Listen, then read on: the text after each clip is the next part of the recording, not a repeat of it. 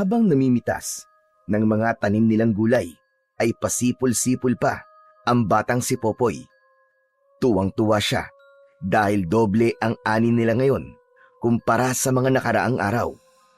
Nakakatatlong basket na siya ng talong at okra, tig-2 basket ng patola at upo, 10 pirasong kalabasa at tig-1 basket ng sitaw at sigarilyas. Bukod pa roon, meron din siyang bunga at talbos ng kamote at ilang pirasong papaya. Bagamat iniisip niya kung paano pagkakasyahin ang lahat ng yun sa kanyang kariton, hindi pa rin maitago ang saya sa mukha niya habang pinagmamasdan ang mga naaning gulay. Aba, ang dami nating ani ngayon, Apo. Epektibong ang pampataba ang ibinigay ni Elias. Abay, ngayon lang tayo nag-ani ng ganito karami. Oo nga po, Lola. Dumoble rin po ang bunga ng mga pananim natin. Ang dami ko na po napitas, pero tignan niyo po, ang dami pa rin pipitasin. Nakakatuwagan tignan na hitik sa bunga itong mga tanim natin, Apo. Abay, nakakatanggal ng pagod. Sulit lahat ng pagod natin at paghihirap. Baka sa ibang araw ko na po pipitasin ng iba, Lola. Masyado na pong marami. Hindi na po magkakasya sa kariton ko. Tsaka baka mahirap na pong itulak. O sige, Popoy. Ikaw na bahala. Kung saka hindi mahihirapan, doon ka. Hindi na muling nagsalita pa si Popoy. Sa halip ay isa-isa niyang binuhat ang mga basket na may laman na gulay at maayos na isinalansan sa kanyang kariton. Ang mga inaning pananim ay dadali niya sa pinakamalapit na palengke para ibenta sa mga nagtitinda ng gulay dahil binibigay niya lang ang mga yon sa mababang halaga. Madalas na pag-agawan ang paninda niya. Kung minsan pa nga, sa daan pa lang ay may mga bumibili na sa kanya. Ang perang kinikita naman niya sa maliit nilang kabuhayan ay siyang ipinangtutustos nila sa mga pang-araw-araw nilang pangangailangan at gamot ng kanyang Lola Ising na siyang tanging kasama niya sa kanyang buhay. Ang matanda ang nag-alaga sa kanya simula nung sanggol pa lamang siya. Ayon sa kanyang lola, 6 na buwan pa lang siya nang maulila siya sa mga magulang. Natuklaw ng ahas ang kanyang tatay habang ito ay nangangahoy at nagpakamatay naman ang kanyang nanay dahil hindi nito matanggap na wala na ang lalaking iniibig nito. Gusto niyang magtanim ng galit sa ginawa ng ina dahil hindi siya nito inalala, pero naisip niyang wala rin namang magbabago kahit na kamuhian pa niya ang kanyang ina. Pasalamat na lang siya dahil meron siyang lola na kumupkup sa kanya. Kahit ulila na siya sa mga magulang, ni minsan naman ay hindi niya naramdaman yon dahil pinuno siya nito ng pagmamahal. 6 na taon pa lang siya ay tumutulong na siya sa kanyang lola sa pagtatanim. Dati ay isinasama siya nito tuwing magbebenta ng gulay sa palengke. Nang tumungtong siya sa edad na 9, nagsimulang magkaroon ng karamdaman ang kanyang lola. Kaya napagpasya niyang siya na ang gagawa ng mga bagay na dati nitong ginagawa. Aminado siyang nahirapan siya nung una. Pero nang tumagal, ay nasanay na lang din siya. Ginawa niyang inspirasyon at lakas ang pagmamahal ng kanyang lola sa kanya. Sa edad na 10, batak na sa trabaho si Popoy. Sa kabubuhat niya ng mga mabibigat, meron siyang muscle sa kanyang katawan, lalong-lalo na ang mga braso niya at binti. Karamihan sa mga nakikilala niya ay hindi naniniwala na 10 taong gulang pa lamang siya dahil maihahalin tulad na sa katawan ng isang ganap na binata ang kanyang kilos at pangangatawan. Lola, may gusto po ba kayong ipabili maliban po sa gamot? Tanong ni Popoy sa kanyang lola matapos niyang maisalansan ang mga basket ng gulay. Wala na, Apo. Ikaw, baka may gusto kang bilhin. Hindi ba nabanggit mo dati na may gusto kang bilhin na comics? Sige na, bilhin mo na, Apo. Matagal mo nang gustong bilhin yon, di ba? Talaga po, Lola? Pwede na po akong bumili. Oo nga, Apo. Total marami tayong ani ngayon. Regalo mo na lamang yon sa iyong sarili. Haya, sige na, bumili ka na. Naku, maraming salamat po, Lola. Pakis nga po. Ay, nako talagang itong batang ire. Abay, napakalambing. Hindi maikubli ang saya sa boses ni Popoy habang nagsasalita. Mabibili na rin niya sa wakas ang gusto niya.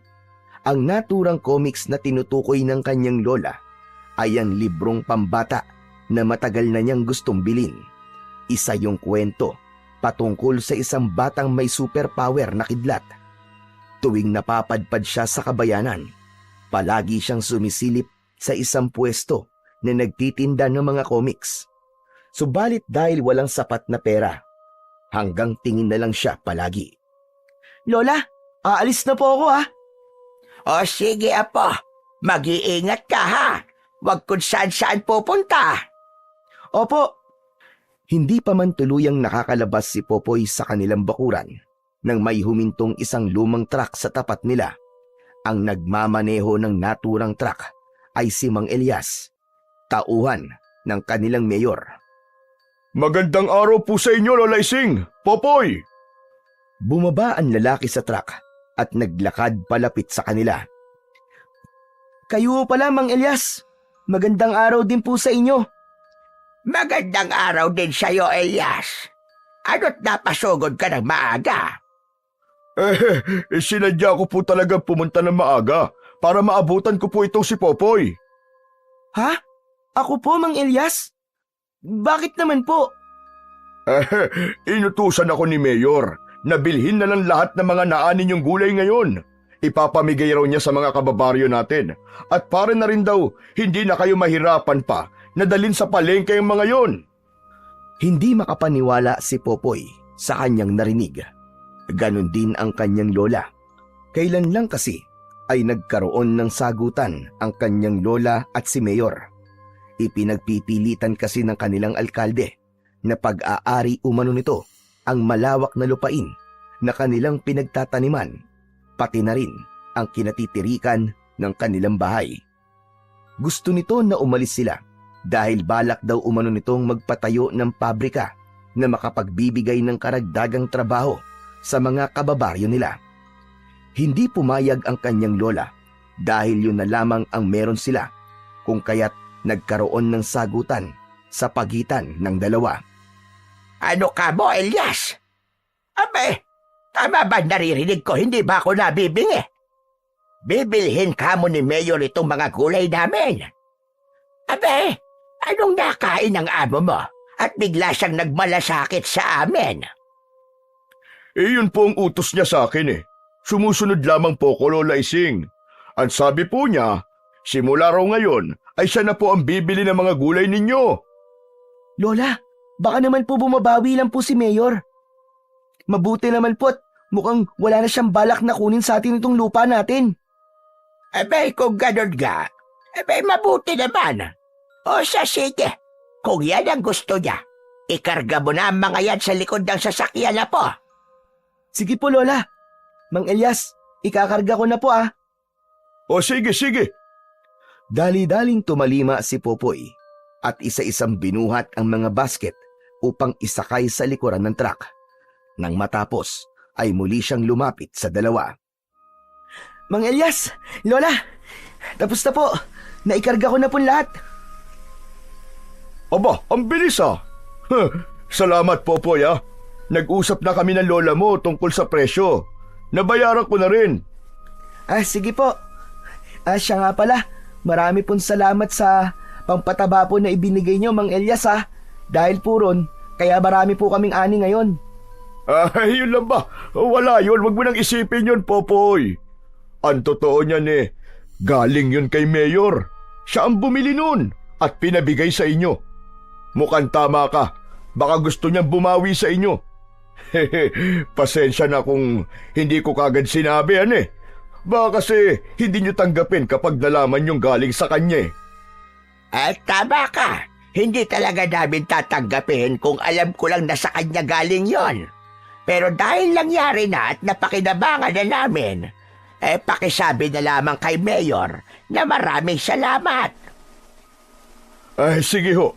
Makakarating po sa kanya, Lola Ising. Paano ho? Mauuna na po ako. Tumangulang ang kanyang Lola Ising. Mang Elias, marami pong salamat uli Mag-iingat po kayo sa pagmamaneho. Salamat din, Popoy. Maiwan ko na muna kayo. Pagkasabi nun, ay sumakay na ang lalaki at bago pa andarin ang sasakyan, ay kumaway muna ito sa kanila. Sinundan nila ng tingin ang papalayong truck at saka lang sila pumasok sa loob ng kanilang bahay nang tuluyan na yung mawala sa kanilang paningin. Lola Ising, masama pa rin po ba ang loob mo kay Mayor? Oo, Apo. Hindi porket binigyan niya tayo ng pampataba at binili niya ang mga gulay natin, ay mawawala na kagad ang galit ko sa kanya. Hindi basta-basta mawawala sa isip ko ang ginawa niya dati sa atin. Naiintindihan ko naman po, Lola Ising, kung saan po nanggagaling ang galit nyo. Pero aminin niyo po, ang ganda po ng ginawa niyang pambawi sa atin, Hindi na tayo magpapakahirap na magbenta ng gulay simula ngayon. Tama ka, Apo. Mabuti naman at mukhang wala na siyang balak na ituloy ang plano niya. Ayos! Nasagot na po ang gabi-gabi nating pagdarasal, Lola Ising. Makakatulog na po ulit tayo ng mapayapa, lalo na po ikaw. Tama ka. Mapapanatag na rin sa wakas ang loob ko, Apo. Natakot ako na baka makuha sa atin itong lupa na iniwan sa atin ng lolo mo. Ito na lang ang alaala na naiwan niya sa atin. Pero Lola, totoo po ba talaga na pag-aari po ng gobyerno tong lupa natin? Noon na po. Pero sa pagkakaalam ko, ibinigay na ito sa atin ng dating alkalde. Sinabi niya noon na pag-aari na nating mga magsasaka ang kanya-kanyang lupa na sinasaka natin. Nang sa ganun daw may mapagtamnan tayo at mapagkunan na mapagkakakitaan. Kung wala man naging kasulatan, marami naman sa amin ang umaasa at pinanghawakan ang sinabing yon ng dating mayor. Kung ganun po, parang gusto pong bawiin ni Mayor tong lupa na ibinigay sa atin ng dati nating mayor, Lola. Kung sakali po palang ipilit niyang gusto niya, ay wala tayong magagawa dahil wala naman pong kasulatan. Oo, Apo, ganun na nga. Kaya nga nabahala ko na gusto. Mabuti na lang at mukhang naisip niya kung gaano siya magiging masama sa paningin ng lahat. Kaya marahil hindi na niya ipinilit ang kanyang gusto. Kaya nga po, Lola. Ngayon po, wala na po tayong problema. Hindi na po mawawala sa atin itong lupa at hindi na rin po tayo magpapakahirap na magbenta ng mga pananim natin dun po sa palengke. At dahil dyan, Popoy, magbihis ka at may pupuntahan tayo. Dali, magmadali ka, bago pa magbago ang isip ko. Ha? Saan naman po tayo pupunta, Lola? Hindi ba may gusto kang bilhin na comics ka mo? Sasamahan kita, Apo. Dahil sa narinig, nagmamadaling nagtungo sa maliit nilang silid si Popoy at nang lumabas siya ay nakabihis na siya. Makalipas ang ilang sandali ay tinatahak na nila ang daan papuntang bayan. Dahil may kalayuan at ayaw niyang mapagod ang kanyang lola sa paglalakad, sumakay na sila ng tricycle pagdating nila sa paradahan. Nang dumaan ang sinasakyan nila sa maliit na barangay hall, ay nakita nilang kasalukuyang ipinamimigay ng ilang opisyal ang mga gulay na binili sa kanila ni Mayor. Napuno ng saya ang batang isipan ni Popoy dahil sa isiping sa kanila galing ang mga naturang gulay. Pagdating nila sa bayan, sumaglit muna sila sa simbahan para magdasal bago tumuloy sa kanilang pupuntahan. Gaya ng ipinangako ng kanyang Lola Ising, ibinili siya nito ng comics na gusto niya at may bonus pang maskara. Ang naturang maskara ay ang maskarang gamit ng batang bida sa comics na binili niya. Bago sila umuwi, dumaan muna sila ng palengke para bumili ng kalahating kilong karne ng baboy. Lola, magluluto ka po ng sinigang? Oo, apo. Paborito mo yun, hindi ba? Opo, opo. Naku, bigla po tuloy ako nagutom, Lola. Dahil bata, kahit maliit na bagay ay sobrang masaya na si Popoy. Malapit na ang oras ng tanghalian nang makauwi sila. Tinulungan muna ni Popoy ang kanyang lola sa mga gawain bago niya hinarap ang comics na binili nila. Paulit-ulit niya yung binasa hanggang sa tawagin siya ng kanyang lola para mananghalian. Wow! Ang sarap mo talaga magluto ng sinigang, Lola! Habang nagsasalita, ay himas-himas ni Popoy ang kanyang tiyan. Lumobo yun dahil sa rami ng kanyang nakain. Binubola mo na naman akong bata ka. Ang sabihin mo, sadyang matakaw ka lang talaga. Hindi, Lola, hindi po kita binobola. Masarap ka po talagang magluto, lalo na po nitong sinigang. Oo na, sige na. Ikaw talaga bata ka, oo. Kinagabihan, katatapos lang maghapunan ni na Popoy at naghahanda na sila para matulog nang makarinig sila ng sunod-sunod na katok mula sa kanilang pinto. Nagkatinginan muna silang dalawa bago lumapit ang kanyang lola sa pintuan. Sumilip muna si Popoy sa maliit na siwang at nang makita niya na si Mang Elias ang nasa labas, ay saka lang siya sinenyasan ng kanyang lola na buksan ang pinto. Oh, Elias, abay gabi na. Bakit napasugod ka? Nagkukumahog ka pa ata. Abay, meron bang problema? Lola Ising, Popoy, kailangan niyo nang umalis dito ngayon din. Nakita ni Popoy ang pagkunot ng noo ng kanyang lola dahil sa tinurang yun ni Mang Elias. Siya man ay nagtaka rin kung bakit nito yun sinabi. Ano ka mo? Aalis kami? Abay, teka, bakit? Ano ba nangyayari? Kasalukuyan nagkakagulo po ngayon sa barangay. May mga taong sumugod. Galit na galit sila dahil sa nangyari sa mga mahal nila sa buhay. Mas lalong nadagdagan ang tanong sa isip ni Popoy dahil sa kanyang narinig. Hindi niya napigilan ang sarili at sumingit na siya sa usapan. Teka, sandali lang po. Bakit po ba sila nagkakagulo? Ano po bang nangyari sa mga mahal nila sa buhay? At bakit po kailangan naming umalis dito sa pamamahay namin? Popoy, ganito kasi yon. Ilan sa mga kabarangay natin ang nagkaroon ng hindi may paliwanag na sakit matapos nilang kainin ang gulay na galing dito sa inyo. Nawindang si Popoy at ang kanyang lola dahil sa sinabing yun ni Mang Elias. Po? Paano po nangyari yun? Hindi ko rin alam, Popoy. Basta naniniwala sila na dahil dun sa gulay kung kaya't nangyari ang ganun. Kaya ngayon, gusto nilang papanagutin ang may sala. Nakarating na kay Mayor ang nangyari, kaya agad niya akong inutusan na magpunta rito para balaan kayo. Anumang oras, baka sumugod na rito ang mga tao. Nag-aalala si Mayor at baka malagay kayo sa panganib. Abay, bakit kami aalis dito? Wala naman kami kinalaman sa mga nangyari. Bakit kami ang sisisihin nila? Tama po si Lola Ising, Mang Elias. Wala po kaming kasalanan doon. Yun din ang paniniwala ni Mayor. Kaya nga gusto niya na tumakas na kagad kayo bago pa kayo maabutan ng mga tao. Huwag kayong mag-alala. Aayusin niya ang lahat. Kapag ayos na, pwede na kayo bumalik. Sa ngayon kasi, sarado ang isip ng mga tao. At wala silang ibang gustong mangyari kundi ang managot ang pinaniniwalaan nila may kasalanan.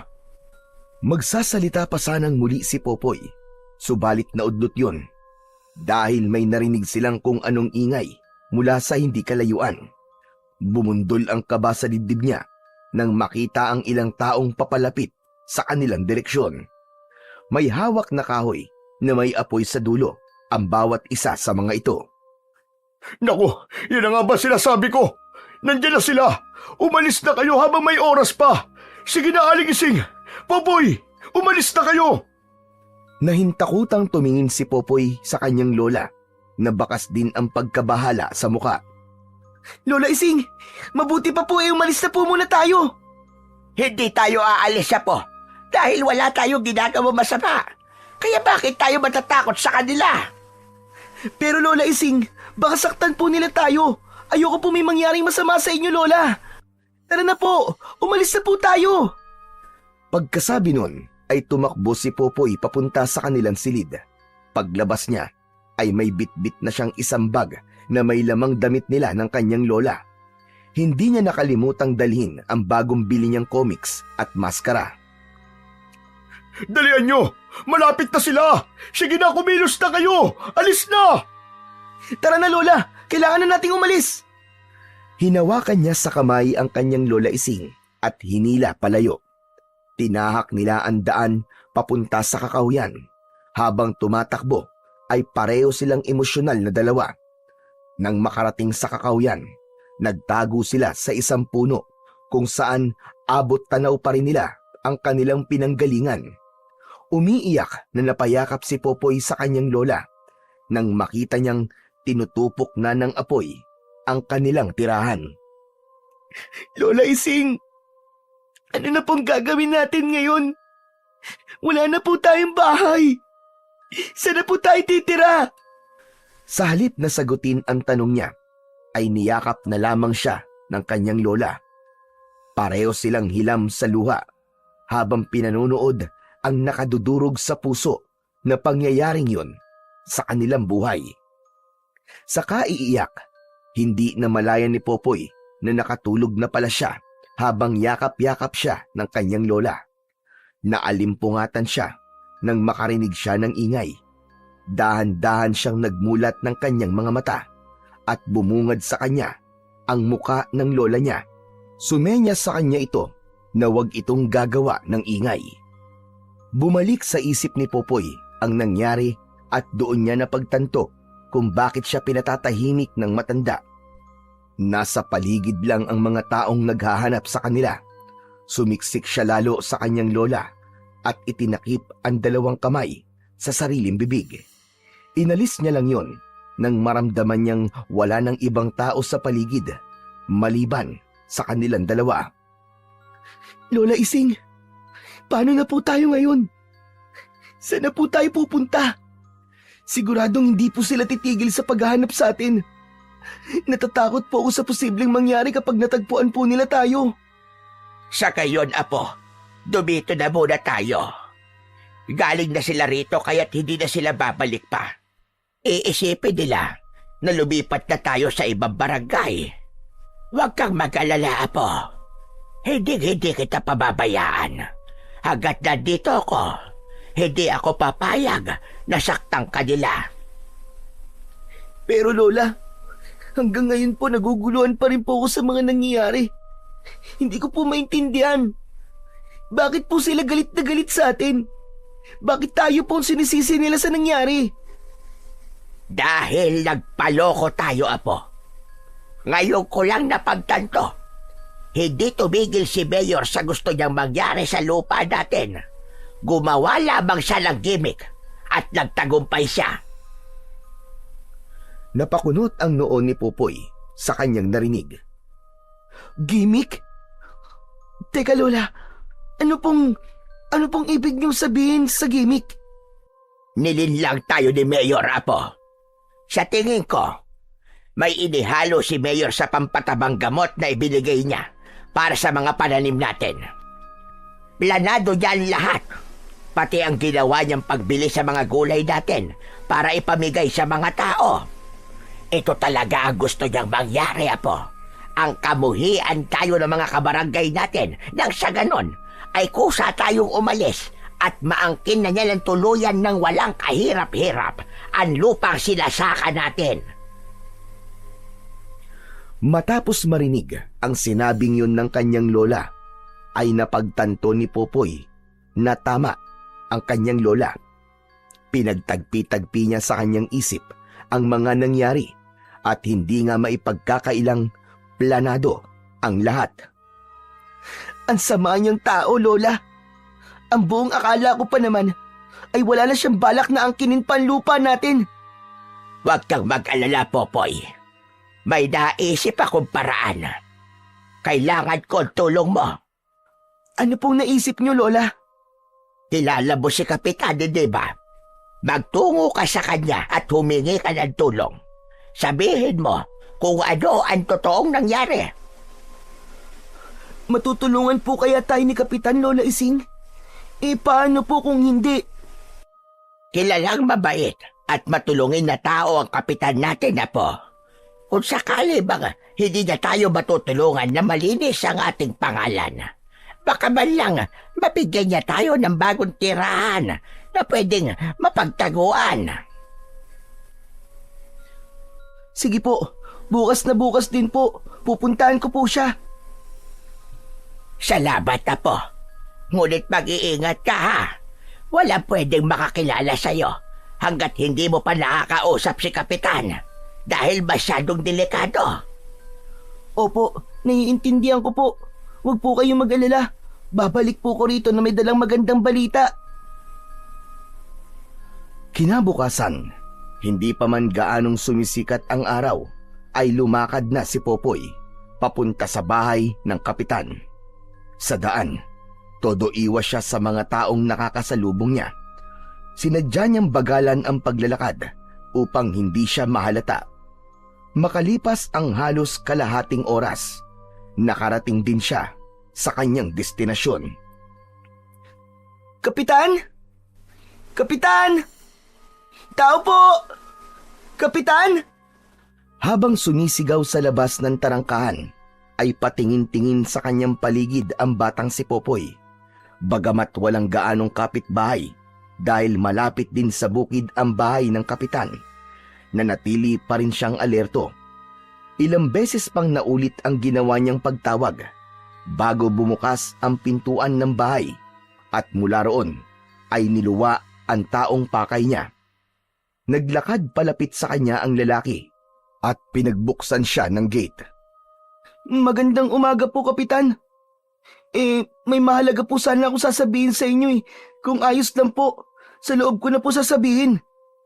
Aba, oo naman. Halika, halika. Sige, pumasok ka. Sumunod si Popoy sa lalaki nang maglakad ito papasok.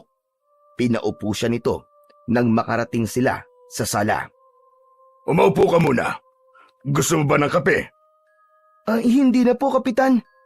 Kailangan ko po kasi makabalik kagad dahil naghihintay po sa akin si Lola Ising. Abay, ano ba sadya mo rito? At mukhang sobrang importante, iho. May nangyari ba sa lola mo? Abay, meron ba ako maitutulong? Kapitan, ganito po kasi nangyari. Nagsimulang magsalaysay si Popoy. Lahat ikinuwento niya. Emosyonal pa siya habang nagsasalita dahil muli na naman bumalik sa isip niya ang mga nangyari kagabi. Sabi ko na nga ba, at may tinatagong kasamaan niyang si Mayor na yan. Teka, kumusta na pala ang lola mo? Nasaktan ba kayo? Ayos lang naman po kami, Kapitan. Nagawa po namin makatakas bago pa man po dumating ang mga tao. Sana po matulungan niyo po kami ni Lola. Wala na po kasi kaming ibang mapupuntahan . Kung sa matutuluyan, may magagawa ko para matulungan kayo. Pero kung tungkol dun sa ginawa sa inyo ni Mayor, hindi ko may papangako na may maitutulong ako. Mahirap na. Baka pati ako o ang pamilya ko ay madamay. Naiintindihan mo naman siguro ko, hindi ba? Sunod-sunod na tumango si Popoy bilang pagtugon. Naiintindihan ko po kayo, Kapitan. O ganito. May lumang bahay ang mga magulang ko sa probinsya namin. Matagal na silang namayapa, kaya wala na nakatira doon. Kung papayag kayo, pwede kayo ron ng lola mo. Doon, tsak na wala makakakilala sa inyo na kahit na sino. Talaga po? Opo, papayag po kami, Kapitan. Kahit saan po, basta may matuluyan lang po kami ni Lola. O sige, sige. Ihahatid ko kayo ron ngayon din. Nang tumayo si Kapitan, ay tumayo na rin si Popoy. Lumabas sila ng bahay at sumakay sa kotseng nakaparada sa tapat ng bahay nito. Sinundo muna nila ang kanyang lola bago nila tinahak ang daan papunta sa probinsya ng sinasabi ng lalaki. Malapit nang dumilim ang paligid nang makarating sila sa kanilang destinasyon. Huminto ang sasakyan nila sa tapat ng isang makalumang bahay na yari sa kugon ang dingding at pawid naman ang bubong. Nang bumaba si Kapitan, ay bumaba na rin si Popoy para pagbuksan ang kanyang lola. O paano? Ayos na ba kayo rito? Pasensya na kayo sa ayos itong bahay ah. Ganito talaga ang karamihan sa mga bahay dito sa probinsya namin. Kung hindi kayo komportable, pwede ko kayong hanapan ng iba pang matitirahan. Yun ang mga katagang binitiwan ni Kapitan nang makapasok sila sa loob ng nasabing kubo. Abay, Kapitan, kami nga ang dapat na magtanong sa inyo niyan. Kung ayos lang ba sa'yo na dito kami tumira? Nabanggit kasi sa akin ni Popoy na bahay ito ng mga magulang mo. Abay Lola Ising, walang problema sa akin. Kayo ang iniisip ko. Baka hindi kayo komportable na tumira dito dahil patay na ang dating may-ari nitong bahay. Abay, ayos na kami rito. Ang mahalaga, malayo kami sa kapahamakan. Lalong-lalo na tong apo kong si Popoy. Siya lang naman ang iniisip ko. Abay, kung ako lang, ayokong umalis sa lugar natin. Naikwento nga sa akin ni Popoy ang lahat. Ikinalulungkot ko po nangyari. Pasensya na po kung ito lang po may tutulong ko sa inyo. Abay, Kapitan, malaking bagay na itong ginawa mo para sa amin. Tatalawin ko tong isang malaking utang na loob habang ako ay nabubuhay. Ilang minuto pang nag-usap ang kanyang lola at si Kapitan bago nagpaalam ang lalaki na aalis na. Mag-iingat po kayo sa pagmamaneho pabalik, Kapitan. Maraming salamat po talaga sa tulong niyo sa amin ng lola ko. Wala yun, iho. O paano? Kayo nang bahala rito ha. Alagaan mo mabuti ang lola mo. Opo, Kapitan. Inihatid muna nila ang lalaki sa labas at hinintay na tuluyang makaalis bago sila pumasok sa loob ng bahay. Namayani ang katahimikan sa pagitan nilang dalawa at ilang sandali pa ang lumipas ay humihikbi na ang kanyang lola. Hindi na niya kailangan pantanungin ang dahilan. Sa halip, nilapitan niya ang matanda at niyakap. Nang gabing iyon, ay naging mailap ang antok kay Popoy. Hinintay niyang makatulog ang kanyang lola at pagkatapos ay siya naman ang umiyak. Awang-awa siya sa sitwasyon nila. Bandang 2:00 ng madaling araw, nagsimulang kumulog at kumidlat. Ilang sandali pa ay maririnig na mula sa labas ng bahay ang ingay ng pagpatak ng ulan. Sa kanyang kinahihigaan, pabiling baliktad si Popoy. Hindi pa rin siya makatulog. Biglang natigilan si Popoy sa gagawin niya sanang pagtagilid dahil tila may kung anong mabigat na bagay ang bumagsak sa kanilang bubong. Inakala niyang guni-guni lang ang lahat nung una. Subalit nang mapansin niyang may naglalakad sa bubungan, ay kagad nang bumundol ang kaba sa kanyang dibdib. Sunod-sunod niyang kinalabit si Lola Ising habang ang atensyon niya ay nasa itaas. Nang magising ang matanda, ay nagtataka siya nitong tinignan. Hindi siya nagsalita. Sinenyasan niya lang ang kanyang lola na tumingin sa bubong.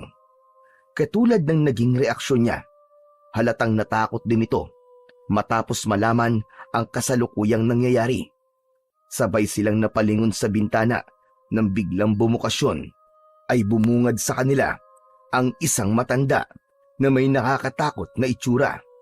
Kulubot ang balat nito sa muka, nakausli ang matutulis na mga ngipin at nakaunat pareho ang naaagnas na nitong mga braso. Atras na po! Atras! Hinawakan siya ng kanyang lola sa kamay at hinila siya palabas ng silid. Pagdating sa pintuan, pareho silang natigilan ng pagbukas nila ay bumulaga sa kanila ang isang matandang lalaki. Higit na mas nakakatakot ang itsura nito kaysa sa matandang babae na nakita nila kanina dahil halos buong mukha nito ay naaagnas na. Napayakap si Popoy sa bewang ng kanyang lola at sabay silang napaatras nang magsimulang humakbang palapit sa kanila ang matandang lalaki. Huminto lang sila sa pag-atras nang mapagitnaan sila ng dalawang matanda. Naging mabilis ang mga sumunod na nangyari. Namalaya na lang ni Popoy na nakatumba na siya sa papag na sahig at nakikipagtagisan ng lakas sa matandang babae na bigla na lamang sumunggab sa kanya. Habang pilit na nilalabanan ang matanda para wag siya nitong masakmal, ay nakatuon ang atensyon niya sa kanyang lola na kasalukuyan ding inaatake ng matandang lalaki. Lola! Lola Ising! Nanlaki ang mga mata ni Popoy nang makita niyang sinakmal nito ang leeg ng lola niya. Upang makawala sa matandang babae, hinawakan niya ang gilid ng ulo nito at inuntog sa haligi, saka siya tumayo. Gamit ang kahoy na pangtungkod sa bintana, lumapit siya sa matandang lalaki at hinampas ito sa ulo ng paulit-ulit. Tumakas ka na, Apo! Iwan mo na ako rito! Tumakas ka na!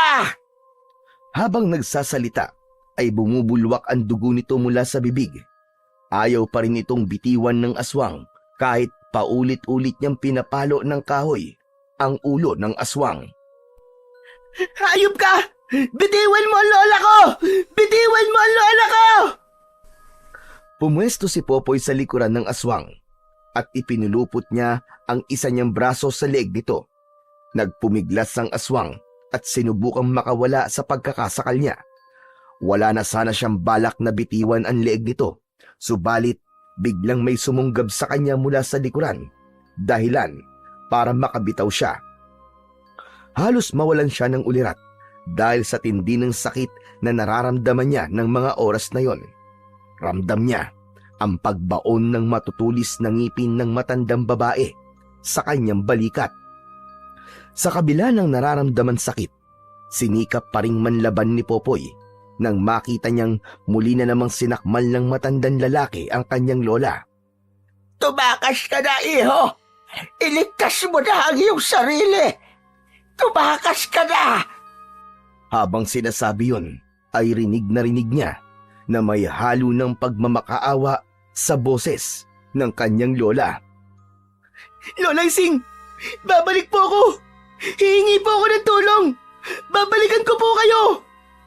Pagkasabi nun, ay tumakbo siya palabas at walang direksyon na tumakbo. Hindi pa man gaanong nakakalayo, ay nakita niyang hinahabol siya ng matandang lalaki. Kung saan-saan sumuot si Popoy, habang palingon-lingon sa paligid, umaasa siyang may bahay siyang makikita na pwede niyang hingan ng tulong. Sa kakatakbo, bigla siyang nahulog sa isang matarik na daan. Gumulong siya paibaba at hindi niya mabilang kung ilang beses siyang nauntog at natusok ng matutulis na sanga. Makalipas ang ilang minutong paggulong sa ilalim ng isang malaking puno siya bumagsak. Walang ibang nararamdaman si Popoy ng mga sandaling yun, kundi puro sakit. Halos lahat ng parte ng katawan niya ay merong sugat at galos. At dahil sa hindi mabilang na pagkakauntog, duguan na ang kanyang muka. Dahil sa dugong pumapatak mula sa mga natamo niyang sugat sa ulo, ipinikit niya ang naniningkit niyang mga mata nang makita niyang saglit na kumislap ang kalangitan. Hudyat yon, nakikidlat anumang segundo. Ang sumunod na nangyari ay nagmistulang kidlat sa bilis. Pagdilat niya ng kanyang mga mata, ay sumalubong sa kanya ang malakas na boltahe ng dagitab o kidlat. Bago tuluyang magdilim ang paningin niya, ay naramdaman ni Popoy na umuusok ang kanyang buong katawan at hindi siya makagalaw. Makalipas ang 2 linggo, nagising si Popoy sa hindi pamilyar na silid. Wala na siyang nararamdamang anumang sakit sa katawan, subalit ramdam niyang merong kakaiba sa kanya. Bumangon siya mula sa pagkakahiga at inilibot ang paningin sa kabuuan ng silid.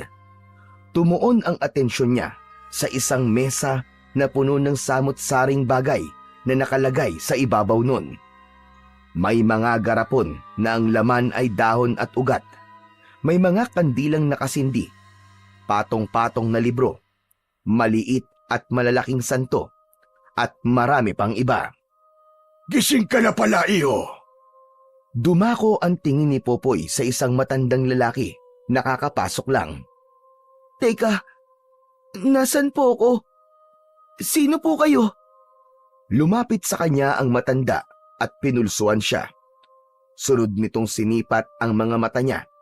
Nang matapos ay saka lang nito sinagot ang tanong niya. Tawagin mo na lamang akong Lolo Pedring. Nakita kita sa kakauyan, kaya dinala kita rito. Kumusta ang pakiramdam mo? May masakit pa ba sa'yo? Napakunot noo si Popoy sa kanyang narinig. Ano po bang nangyari? Wala po akong maalala. Ano ka mo? Wala kang maalala? Na kahit na ano? Sunod-sunod na umiling si Popoy bilang sagot sa matanda. Hindi mo rin ba matandaan kung ano ang iyong pangalan? Hindi po. Wala po akong maalala. Ano po bang nangyari? Hindi ko rin alam, iho. Katulad na sinabi ko, nakita lang kita sa kakauyan. Base sa nadatnan kong itsura mo nung araw na yon, mukhang matinding hirap ang pinagdaanan mo. Nakakabilib nga na gumaling ka kagad at nagkamalay lamang sa loob ng 2 linggo. Dahil ang inaasahan ko, aabuti ng 1 buwan bago gumaling ang mga tinamumusugat. Kung ganun po, hindi po tayo magkaano-ano. Pasensya na po ah. Wala po talaga akong matandaan eh. Kung wala ka talagang maalala, hayaan mo na muna. Huwag mong pilitin ang sarili mo. Pansamantala lang naman siguro yung pagkakalimot mo. Kusa din babalik yan kapag nagtagal. Sana po bumalik na po kagad ang mga alaala ko. Baka may mga magulang po ako na naghihintay sa akin. Baka nag-aalala na po sila. Huwag ka mag-alala, iyo. Babalik din yan. Hintayin mo lang.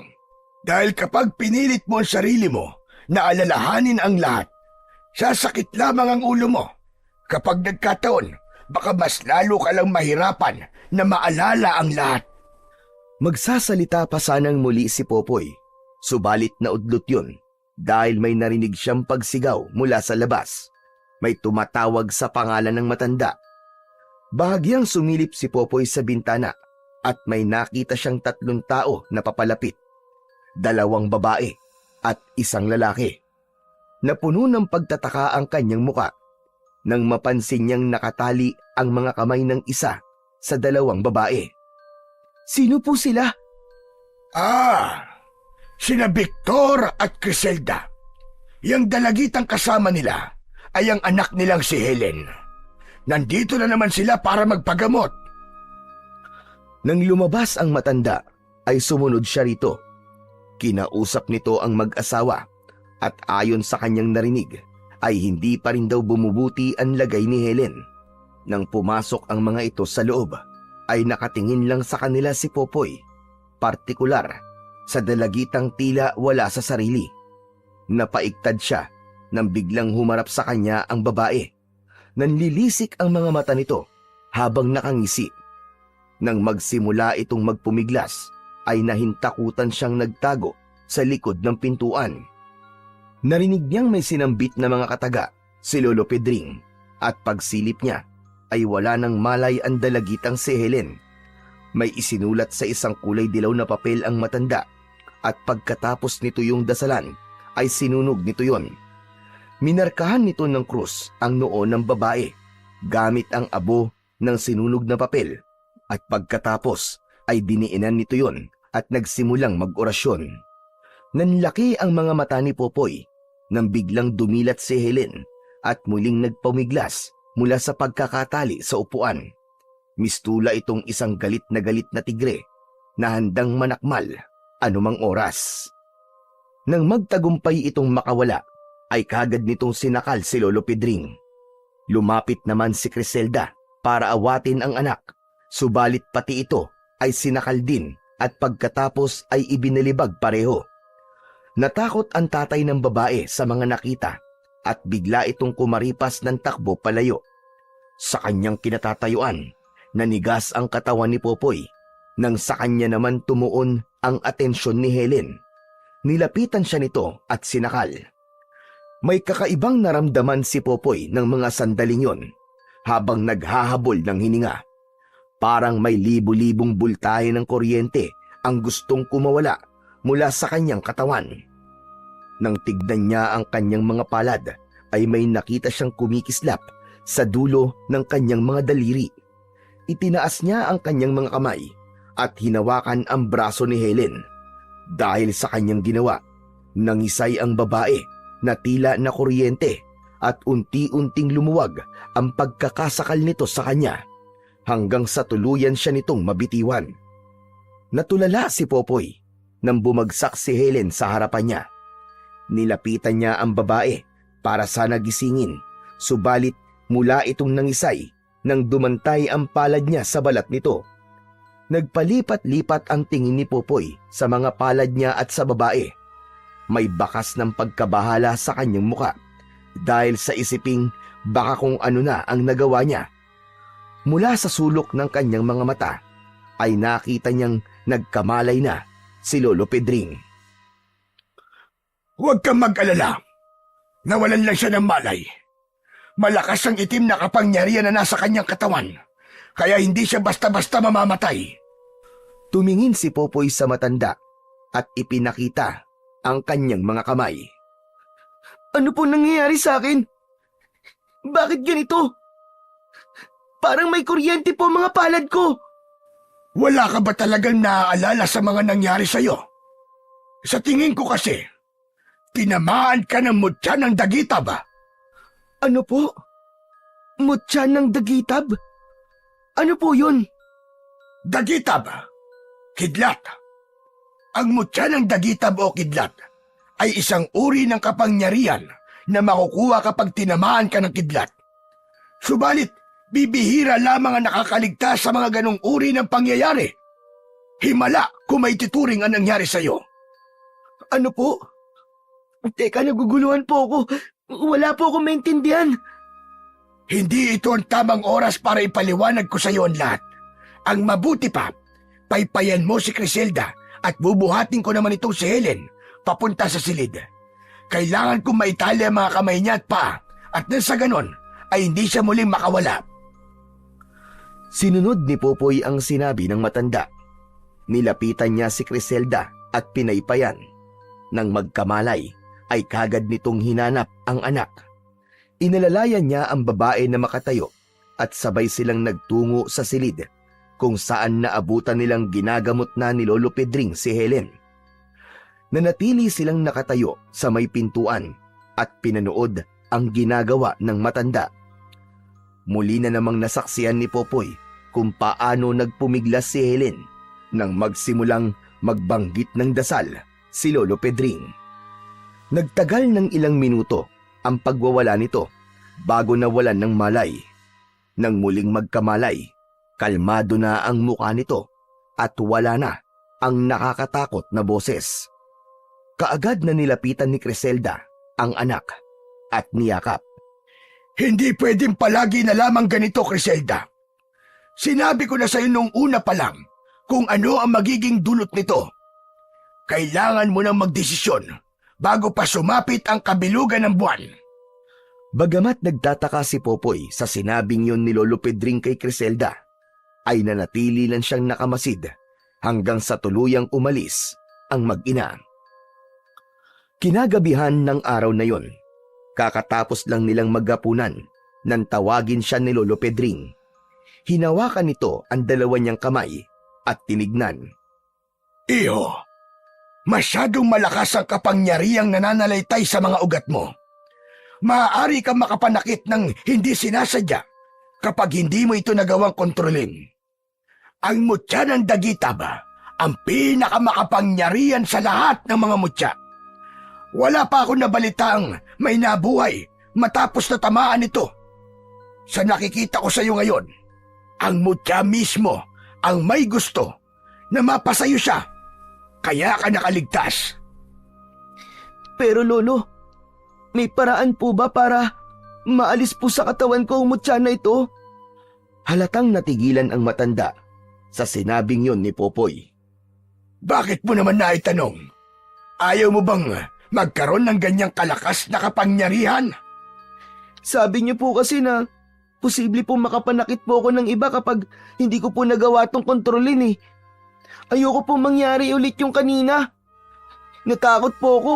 Akala ko nga po napatay ko na po yung babae. Marahil naramdaman ng mutya na nasa panganib ka, kaya kusang lumabas ang kapangyarihan nito sa katawan mo. Obligasyon ng kahit na anong mutya na protektahan mula sa panganib ang sino mang nangangalaga sa kanila. Ngunit ganun pa man, dapat matuto ka pa rin kontrolin ang kapangyarihan mo na yan. Dapat alam mo kung kailan kailangan at hindi kailangang ilabas ang kapangyarihang nasa loob ng iyong katawan. Lolo, ano po bang dapat kong gawin? Unang-una sa lahat, dapat marunong kang kontrolin ang emosyon mo. Sa ganoong paraan, magiging madali para sa'yo na kontrolin ang kapangyarihan taglay ng mutya. Kaya mo bang ilabas ngayon ang kapangyarihan mo? Hindi ko po alam kung paano ko po mailalabas eh. Sinubukang ibukas sara ni Popoy ang kanyang mga palad, subalit walang bultahe na lumabas. Kung ano-ano pang ang paraan ang sinubukan niya, subalit bigo siyang mapalabas ang kapangyarihan ng mutya. Ganito, meron akong ideya. Tignan natin kung gagana. Pagkasabi nun ng matanda, ay dinampot nito ang isang mahabang kahoy at akmang ihahambalos sana nito yon sa kanya. Subalit naging mabilis ang reaksyon ng kanyang katawan.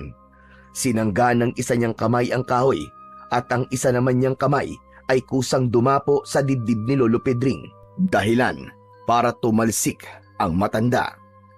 Lalapitan niya sana ito para tulungang makatayo, subalit kusa rin siyang napahinto nang mapansin niyang may bultahe na naman na lumabas sa kanyang mga kamay. Tiyak niyang mangyayari sa matanda ang nangyari kanina sa babae sa oras na hawakan niya ito. Naku, ito na nga ba yung sinasabi ko eh?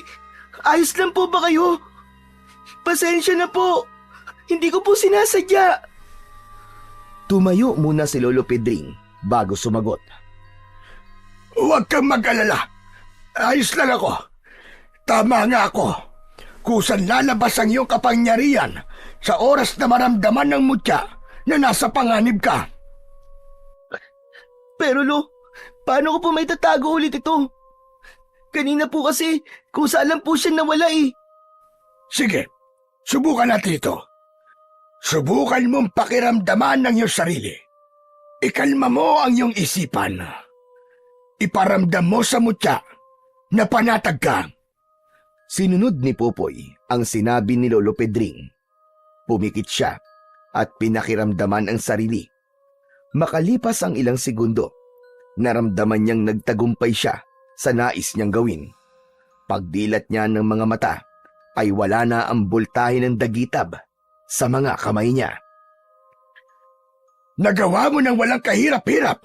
Sa tingin ko, magkakasundo kayo ng iyong mutya. Sana gamitin mo yan sa mabuting paraan. Huwag mong abusuin ang kapangyarihang pinagkaloob sa'yo. Sa totoo lang po, hindi ko naman po ito kailangan eh. Ang gusto ko lang po ay bumalik na po ang alaala ko para malaman ko po kung saan po ako uuwi. Baka hinahanap na po ako sa amin eh. Hindi pa kita ganong kilala. Pero sa nakikita ko, masasabi ko namang isa kang mabuting bata. Yun marahil ang dahilan kaya pinagkalooban ka ng mutya. Alam mo ba, na hinangad ko noon na magkaroon ng ganyang kapangyarihan. Subalit, sadyang iba ang nakatadhana para sa akin. Matagal na po ba kayong nanggagamot? Abay oo, ilang dekada na iyo. Angkan kami ng mga albularyo. Kilala ang pamilya namin sa kahit saang karatig lugar sa larangan ng panggagamot. Nakita ko nga po kanina kung gaano po kayo kagaling manggamot. Nagawa niyo pong paalisin yung masamang espiritu dun sa katawan po ng babae. Mali ka. Hindi pa siya magaling. At hindi na siya gagaling. Ang ginawa ko kanina, pinigilan ko lang na wag mapaaga ang pagiging yanggaw niya. Subalit pagsapit ng kabilugan ng buwan, wala na akong magagawa pa. Yanggaw? Ano po yung yanggaw? Sigurado ka bang gusto mong malaman? Hindi nagdalawang isip na tumango si Popoy. Yanggaw ang tawag sa isang tao kapag nahawaan ng pagiging aswang. Ha? Aswang? Tama po bang narinig ko? May aswang po dito? Hindi po ba sila yung nangangain po ng mga tao? Tama ka. Sila nga. Marami niyan dito sa mundo. Pero naiiba ang yanggaw dahil hindi sila yung pinanganak na may lahi na talagang aswang. Katulad na lamang ni Helen. Nahawa lamang siya. Nakakahawa po pala ang aswang? Pero paano po siyang nahawa? Nakagat siya ng amalanhig. Isang uri ng aswang na may hahalin tulad sa patay na muling nabuhay. Yung bang parang zombie. Nagiging amalanhig ang isang aswang kapag namatay sila na hindi naiisalin sa iba ang pagiging aswang nila. Nabubuhay sila tuwing gabi upang maghanap ng dugot laman. Bumabangon lang sila para pumatay, kaya kung sino man ang nakagat ng amalanhig at aksidenteng nabuhay, ang taong yon ay magiging isang yanggaw. Ibig niyo pong sabihin, may amalanig na pagala-gala po rito kapag gabi? Nakakatakot naman po. Hindi rito, sa Karatig Baryo. Ayon kay Criselda, sumama si Helen na makipiesta sa ibang barangay at pag-uwi niya ay meron na siyang kagat sa leeg. Wala na po bang pag-asa na gumaling po si Ate Helen? Walang gamot ang pagiging isang yanggaw. Kaya nga natatakot ako para kay Criselda dahil malaki ang posibilidad na siya ang magiging kauna-unahang biktima ng kanyang anak sa oras sa tuluyan na itong maging aswang. Bakit po hindi niyo po balaan si Aling Criselda? Nako, iho. Hindi ko na mabilang kung ilang beses ko na siyang binalaan. Ang sabi niya, sinusulit niya lang ang panahon na hindi pa tuluyang nagiging aswang ang kanyang anak. Nangako siya sa akin na siya mismo ang papatay kay Helen sa oras na dumating na ang tamang oras. Hindi maiwasang makaramdam ng awa si Popoy para sa mag-ina dahil sa sinabing yun ni Lolo Pedring. Ay siya, malalim na pala ang gabi. Hindi ka pa ba inaantok, iho? Hindi pa po eh. Kung gano'n ay mauuna na ako sa'yo. Kanina pa ako inaantok. Pinipigilan ko lamang. Sige po, susunod na po ako maya-maya. Nang maiwang mag-isa sa balkonahe ng kanilang kubo, ay tumingin si Popoy sa mabituing langit. Habang nakatingala, biglang bumigat ang kanyang pakiramdam sa hindi maipaliwanag na dahilan. Parang may kung anong kirot siyang nararamdaman mula sa kaibuturan ng kanyang puso. Dahil doon, napagdesisyonan ni Popoy na pumasok na lamang sa loob. Nahiga siya sa tabi ng matanda at pilit na iwinaglit ang nararamdamang lungkot. 3 araw ang mabilis na lumipas, subalit wala pa ring maalala si Popoy sa kanyang mga nakaraan. Habang nananatili sa bahay ni Lolo Pedring, ay tinutulungan niya ang matanda sa mga gawain nito, puwera na lamang sa panggagamot. Isang hapon, isinama siya nito sa lugar kung saan siya nito natagpuan at baka sakali raw na makatulong yun para bumalik ang kanyang alaala.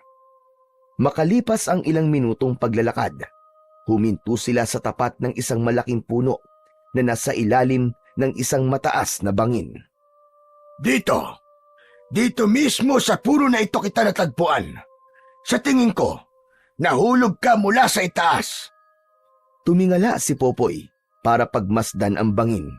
Nalula siya sa taas nun mula sa kanilang kinaroroonan. Parang hindi tuloy siya makapaniwala na nagawa niyang makaligtas. Lolo Pedring, ano pong meron dun sa itaas? Kakahuyan ng Baryo Pulang Bato. Gusto mo bang makita? Wala po bang ibang daan? Kung dito po tayo dadaan? Siguradong mahihirapan po tayo eh. Kung sa mismong daan tayo dadaan, medyo malayo-layo ang lalakarin natin. Shortcut na itong dinaanan natin. Ako na lang po ang aakyat. Hintayin niyo na lang po ako rito. Nang tumango ang matanda, ay nagsimula ng umakyat si Popoy. Lihim pa siyang nagtaka sa kanyang sarili dahil hindi man lang siya nakaramdam ng pagod kahit matarik ang dinadaanan niya.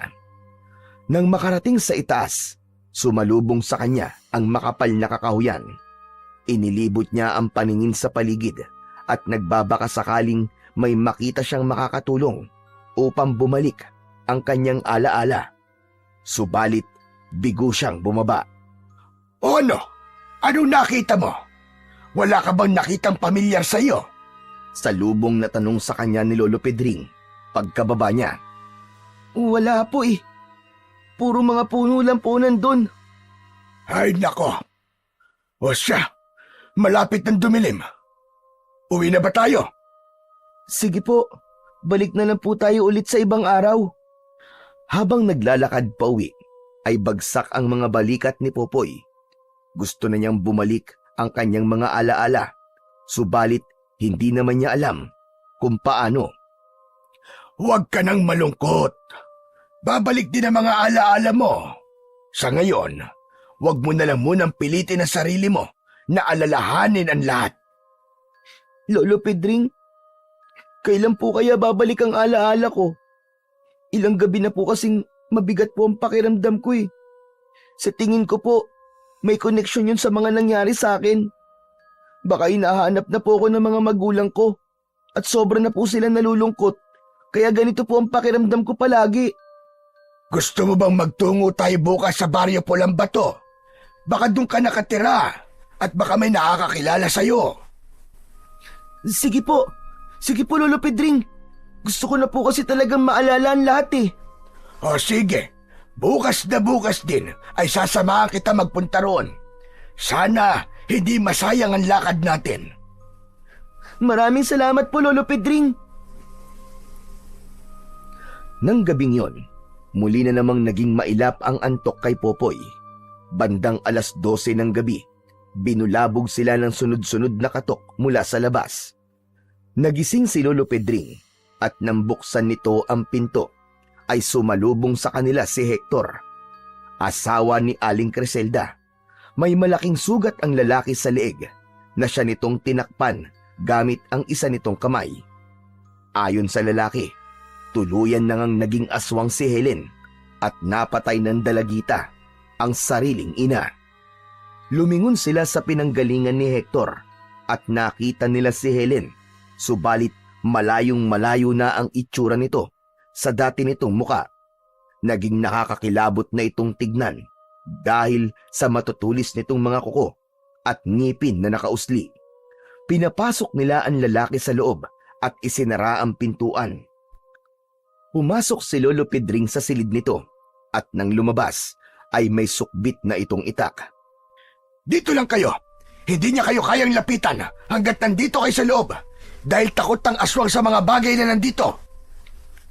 Saan po kayo pupunta Lolo Pedring? Ngayon na tuluyan na naging aswang si Helen, ay wala na siyang ibang gagawin kundi ang mambiktima. Kailangan ko siyang pigilan. Pero Lolo Pedring, hindi po ba delikado? Baka mapano po kayo? Huwag ka mag-alala. Hindi ito ang unang beses na may kakaharapin akong aswang. Minsan na ako may napatay na mag-asawang aswang noon sa Baryo Pulang Bato. Magtatanong pa sana si Popoy, subalit tumalikod na si Lolo Pedring at lumabas.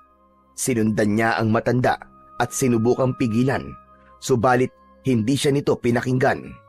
Nang lumampas ng 10 metro si Lolo Pedring mula sa bahay nito, ay kagad na itong sinugod ng aswang. Habang pinanonood ang pagtatagisan ng dalawa, ay nag-isip ng paraan si Popoy kung paano siya makakatulong. Pumikit siya at sinubukang pakiramdaman ng sarili. Hinanap niya ang presensya ng mutya sa kanyang katawan. Makalipas lang ang ilang segundo, ay nagtagumpay siyang ilabas ang kanyang kapangyarihan. Nang may makita siyang lubid, kinuha niya yon at pagkatapos ay lumapit sa aswang. Naging kasing bilis ng kidlat ang bawat pagkilos niya. Pinaikutan niya ito ng ilang beses hanggang sa maipalupot niya ang buong lubid sa katawan nito. Pinilit pa rin itong makawala, kaya napilitan siyang padaluyan ng boltahe ng dagitab ang lubid na hawak niya. Nangisay ang aswang at bumagsak pagkatapos. Nilapitan ito ni Lolo Pedring at tinaga sa mismong dibdib. Bagamat naaawa siya sa sinapit ng dalagita, alam naman niyang para sa kaligtasan ng lahat ang ginawang yon ng matanda. Pagpasok nila sa loob, naabutan nilang wala na ring buhay si Hector. Hindi kinaya ng lalaki ang natamo nitong sugat. Nang gabi ring yun, sabay nilang sinunog ang bangkay ng mag-ama. Lolo Pedring, nabanggit niyo po kanina na dati na po kayong may napatay na aswang dun po sa baryo Pulang Bato. Totoo po ba yun? Oo, matagal ng panahon yon. Mahigit 3 dekada na ang nakararaan. May pamilya ng aswang na napadpad dati sa baryong yon at wala silang ginawa kundi ang mambiktima ng mambiktima. Ilan sa mga taga roon ang lumapit sa akin at tumingi ng tulong. Nagawa ko mapatay ang mag-asawa pero nagawang makatakas ng binatilyo nilang anak. Ang sabi niyo po, nakagat po ng amalanig si Ate Helen, kaya po siya naging yanggaw. Hindi po kaya ang kumagat po sa kanya ay isa sa 2 aswang na napatay niyo po noon? Iyan nga rin ang hinala ko. Kaya bukas, pagpunta natin sa baryo Pulang Bato, puntahan na rin natin ang lugar kung saan ko sila inilibing. Malapit lang yun sa kakahuyang pinuntahan natin kanina. Kinabukasan, 6:00 pa lang ng umaga ay gumayak na sila. Kulang-kulang 1 oras din silang naglakad bago nila narating ang bungad ng baryo Pulang Bato. Walang gaanong bahay ang naturang lugar. Halos puro puno at talahib lang ang makikita sa paligid. Nagpatuloy sila sa paglalakad hanggang sa makarating sila sa tapat ng isang bahay kubo na gawa sa kugon. Lolo Pedring, kanino pong bahay ito? Bahay ito na mag-asawang aswang na pinatay ko noon. Sa likod nito, doon ko sila inilibing. Pinagmasdan ni Popoy ang naturang bahay at bigla siyang napahawak sa kanyang ulo matapos may sumulpot na senaryo sa kanyang isipan. Sa senaryong yun ay may kasama siyang matandang babae at isang lalaki. Ang sumunod na senaryong naglaro sa kanyang isip ay makapigil hininga. Nakikita niya ang sarili niya na nakikipagtagisan ng lakas sa isang nakakatakot na nilalang. Tumakbo ka na, Apo! Iligtas mo ang sarili mo! Tuluyan nang napaluhod si Popoy nang umalingaw-ngaw sa isip niya ang boses na yun ng isang matandang babae na kasama niya. Bigla ang pag-atake sa kanya ng realidad matapos niyang mapagtanto na tuluyan ng bumalik ang kanyang alaala. Lola! Lola Ising! Tumayo siya at tumakbo palapit sa bahay na yon. Habang kinakalampag niya ang pintuan ay wala siyang tigil sa pagtawag ng kanyang lola. Nang hindi niya yun mabuksan ay sa bintana naman siya lumapit. Nagtagumpay siyang makapasok matapos niyang dumaan sa bintana. Lola! Lola Ising! Lola! Inilibot ni Popoy ang tingin sa paligid. Malinis yun at walang kahit na anong bakas ng may nangyaring hindi maganda sa loob nun. Lumapit siya sa pintuan at binuksan yun. Sumalubong sa kanya ang nagtatakang tingin ni Lolo Pedring. Sinong lola ang tinatawag mo? Huwag mo't sabihing may naaalala ka na. Lolo Pedring, si Lola Ising po. Kasama ko po siya nagpunta rito noon. Galing po kami sa ibang probinsya. Dito po kami dinala ni Kapitan. Nung humingi po kami ng tulong sa kanya dahil nawalan po kami ng tirahan. Iniwan ko siya nung gabing may umatake sa amin. Ang sabi ko po sa kanya, hihingi lang po ako ng tulong. Pero hindi na po ako nakabalik dahil nahulog po ako sa bangin. Tapos tinamaan po ako ng kidlat. Habang nagsasalita, ay nangilid ang mga luha ni Popoy. Sandali lang. Sinong kapitan ang tinutukoy mo nagdala sa inyo rito? Si Kapitan Dante po. Kapitan po siya sa baryo namin sa probinsya. Ang sabi niya po, bahay daw po to ng mga magulang niya. Kusang natigilan sa pagsasalita si Popoy matapos niyang mapagtanto ang isang bagay. Teka, Lolo Pedring, hindi po ba?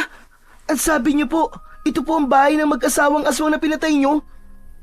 Ibig sabihin, yung dalawang matanda po na umatake sa amin ni Lola nung gabing yun, mga amalanyig po sila. Halika sa likod. May aalamin tayo. Nagtungo sila sa likod ng bahay at lumapit sa sagingan na naroroon. Lolo Pedring, ibig sabihin, dito niyo po sila inilibing? Oo, tama ka. Pero hindi yan ang dahilan kung bakit kita niyaya rito. Tignan mong mabuti ang lupa. Suriin mo. May napapansin ka bang kakaiba? Dahil sa sinabing yun ng matanda, sinipat na mabuti ni Popoy ang lupa sa tabi ng pinaglibingan nito sa mga aswang. Natigilan siya nang mapansin niyang may kakaiba roon. Lolo Pedring, parang bagong bungkal ang lupa rito. Parang may nagukay para maglibing. Kusang napahinto sa pagsasalita si Popoy nang mapagtanto niya kung ano ang nais tumbukin ng kanyang sinasabi. Dahil doon, biglang bumundol ang kaba sa kanyang dibdib. Gamit ang dalawa niyang kamay, hinukay niya ang parting yun. Tumigil lamang siya nang may matamaan siyang kamay. Nakaramdam siya ng panghihina matapos niyang makilala kung kaninong kamay yun. Nagpatuloy siya sa paghukay hanggang sa tuluyang tumambad sa kanyang paningin ang kabuwang itsura ng taong nakalibing doon. Kalunos-lunos ang itsura nito at halos hindi na niya mamukaan. Sa kabila ng masangsang na amoy na sumalubong sa kanya, ay nilapitan pa rin niya yun at niyakap. Lola! Ako to, Lola! Nandito na po ako! Lola! Lola! Hindi magkandamayaw sa pag-iyak si Popoy habang yakap-yakap ang bangkay ng kanyang lola. Nakadagdag sa sakit na nararamdaman niya ang isiping para niya na rin itong inabandona dahil hindi niya nagawang makabalik kagad. Patawarin niyo ako, Lola! Patawarin niyo po ako! Hindi po dapat kita iniwan noon! Patawarin niyo po ako, Lola! Nagtagal ng ilang minuto ang pag-iyak ni Popoy bago humupa ang kanyang emosyon. Inalis niya ang katawan ng lola niya sa hukay na yon at napagdesisyonan niyang sunugin na lang, ayon na rin sa suwestyon ni Lolo Pedring. Habang pinapanood na unti-unting tinutupok ng apoy ang matanda, ay muli na naman siyang napaiyak. Naiintindihan niya na ngayon kung bakit mabigat ang pakiramdam niya nitong mga nakaraan. Dahil alam pala ng puso niya kung ano ang nangyari. Ang buong akala pa naman niya ay meron pa siyang pamilyang uuwian sa oras na bumalik ang kanyang alaala. Akala niya merong naghihintay sa kanya, ngunit akala niya lang ang lahat. Gusto mo bang dito na muna tayo hanggang sa gumabi? Tiyak na babangon ng mga yan. Mamaya, lalo na't kabilugan ng buwan. Ang tinutukoy ni Lolo Pedring ay ang dalawang aswang. Sige po, dito po muna tayo. Kailangan kong ipaghiganti ang nangyari kay Lola. Pagbabayarin ko sila sa ginawa nila sa lola ko. Habang nagsasalita, ay nagpupuyos sa galit si Popoy. Tila naman naramdaman ng langit ang kanyang hinagpis dahil biglang kumidlat ng sunod-sunod. Kinagabihan, 10:00 pa lang ng gabi ay bumangon na ang dalawang amalanhig mula sa kanilang libingan. Yun ang pinakahihintay na sandali ni Popoy. Mag-iingat ka, Popoy. Kahit mistula na sila zombie, mabilis at malakas pa rin sila. Sa halip na magsalita, ay tinignan lang ni Popoy ang kanyang mga palad at pagkatapos ay naglabas siya ng kapangyarihan niyang kidlat mula sa mga yon. Pumasok sa isip niya na magkaroon ng sandata at kagad na lumikha ng isang nagliliwanag na sibat ang dagitab na lumabas sa kanyang kamay. Lihim siyang napahanga sa kakayahang taglay ng mutya na nananalaytay sa kanyang katawan.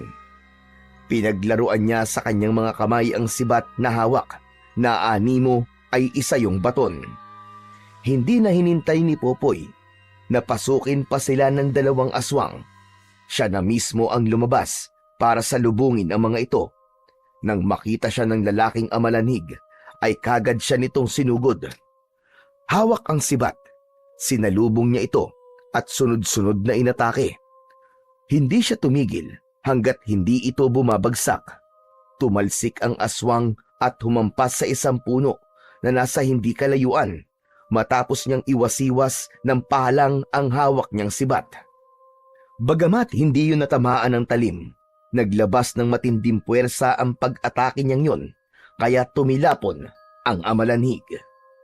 Hindi na hinintay ni Popoy na muling makabangon ang aswang. Inihagis niya sa direksyon nito ang hawak niyang sibat at direkta yung tumama sa kaliwang dibdib nito. Kagad itong binawian ng buhay pagkatapos.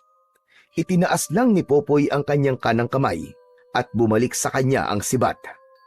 Sumunod niyang hinarap ang babaeng amalanhig.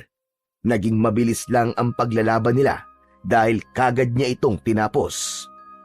Kagad din naglaho ang sibat sa kanyang kamay nang matapos na ang laban. Pinagtulungan nila ni Lolo Pedring na buhatin ang mga bangkay ng dalawang aswang at sinunog nila yon. Nang tuluyang maging abo ang katawan ng mga ito, ay saka lang nila nilisan ang lugar. Popoy, iho. Nakikiramay ako sa nangyari sa lola mo. Hindi ko alam na ganun pala katindi ang pinagdaanan mo bago kita natagpuan. Yun marahil ang isa sa dahilan kung bakit ka tinamaan ng mutya ng dagitab para magkaroon ka ng pagkakataon na maipaghiganti ang nangyari sa iyo. Si Lola Isig na lang po meron ako. Tapos nawala pa. Hindi ko na po alam ngayon kung saan po ako pupunta. Wala na po akong pamilya. Hindi mo kailangan mamroblema kung saan ka pupunta. Pwede ka manatili rito hanggat gusto mo. Alam mo, Popoy, sa totoo lang, sa maiksing panahon natin pagsasama, napamahal ka na rin naman sa akin, kaya hindi na iba ang tingin ko sa'yo. Hindi ko po ata kayang manatili po rito gayong alam ko po sa sarili ko. Nabuhay pa po ang taong dahilan kung bakit nangyari sa amin to. Kung ganon, ano ang plano mo? Babalik ka sa probinsya nyo? Sunod-sunod na tumango si Popoy bilang pagtugon. Kung ganon kailan mo mabalak umalis? Bukas na bukas din po, Lolo Pedring. Lolo Pedring, gusto niyo po ba sumama? Hindi na. Hihintay na lang kitang bumalik. Yun ay kung gusto mo pang bumalik. Babalik po ako. Kapag hindi na po ako nakabalik sa loob ng 1 linggo, ibig sabihin lang po nun, ay nabigo po ako. Sino ba ang babalikan mo ron? Si Mayor ba o si Kapitan? Si Mayor po. Dahil siya po may kasalanan ng lahat. Kung hindi niya po inangkin ang lupa namin, hindi sana kami mapapadpad dito. Buhay pa sana ang lola ko. Sa nakikita ko, Popoy, malinaw na ginawa kayong pain ni Kapitan para magkaroon ng bibiktimahin ang mga magulang niya. Pero Lolo Pedring, baka naman po hindi niya lang alam na naging amalanhig na po pala ang kanyang mga magulang. Sa probinsya po kasi namin, kilala po siya mabuting tao. Kaya ang hirap pong paniwalaan na sinadya niya po kaming ipakain sa mga magulang niyang aswang. Imposible po eh. Kung hindi niya sinadya ang lahat, bakit kinailangan pa niyang ilibing ang lola mo sa likod ng bahay? Bago niya po kami iwan nun, sinabi niya pong babalik siya para dalaw-dalawin po kami. Baka po naabutan niyang ganun na po ang sitwasyon pagbalik niya. Kaya inilibing na lang po niya si Lola. At hindi ka man lang hinanap. Hindi mo ba iniisip yun? Lolo Pedring, baka po akala niya patay na rin po ako. Diba sabi niyo nga po, aswang din po siya? Kung tutusin, kaya niya po kami saktan pero hindi naman po niya ginawa. Pero wag po kayo mag-alala. Pupuntahan ko pa rin po siya para alamin kung sinadya ba niya talagang ipakain kami sa mga magulang niya. O siya, sige. Basta mag-iingat ka, Popoy. Base sa naging kwento mo, mukhang masamang tao nga ang mayor nyo. Alam mo, ibang kalaban na mga ganyang tao. Kung minsan, mas masahol pa sila sa mga kilala nating halimaw. Wala po akong pakialam kung gaano po siya kasama. Hindi po ako natatakot sa kanya. Pagbabayaran niya po ang ginawa niya sa amin ni Lola. Pinapangako ko yun. Masyado ka pang bata para mabuhay sa galit at sa pagnanais na magiganti. Ngunit hindi kita masisisi kung yan ang nararamdaman mo sa ngayon. Pero, Popoy, ayaw mo bang kalimutan na lamang ang lahat at mabuhay ng tahimik kasama ako? Lolo Pedring, kahit gustuin ko man po, hindi ko po kayang baliwalain na lang po ang lahat eh. Matatahimik lang po ko kapag nakita ko pong nagbabayad na sa kasalanan niya ang taong gumawa nito sa amin. Kung buo na talaga ang desisyon mo, hindi na kita pipigilan pa. Ipagdarasal ko na lamang na magtagumpay ka sa gagawin mo. Maraming salamat po Lolo Pedring sa lahat po nung naitulong niyo sa akin. Hindi ko po makakalimutan ang kabutihan pinakita niyo po sa akin habang nandito po ako. Huwag ka nang umiyak. Wala yun. Popoy, bumalik ka ha.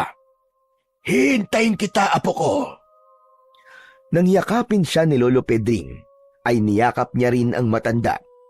Muling naramdaman ni Popoy ang pakiramdam na hindi siya nag-iisa, katulad ng palaging pinararamdam sa kanya ng kanyang lola nung nabubuhay pa ito.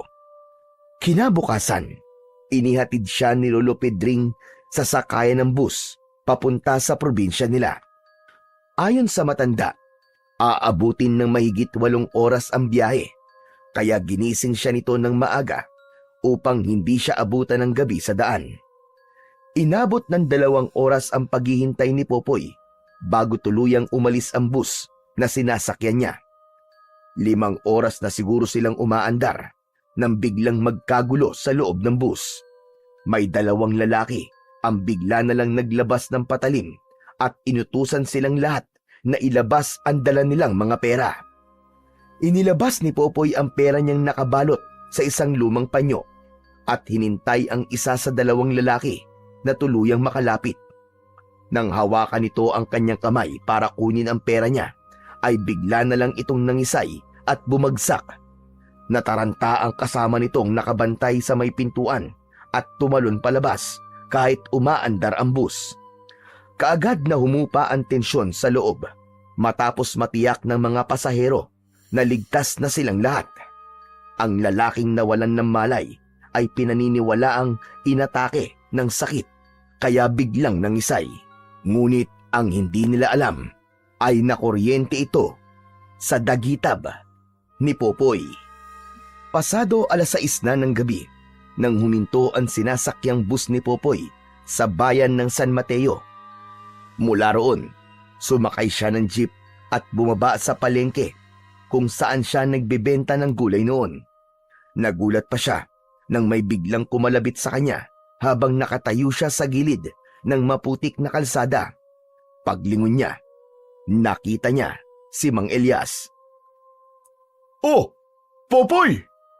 Aba, ikaw ba talaga yan?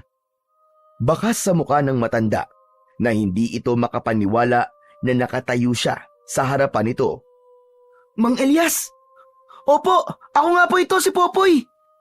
Kumusta na po kayo? Abay, mabuti naman. Ikaw, kumusta ka?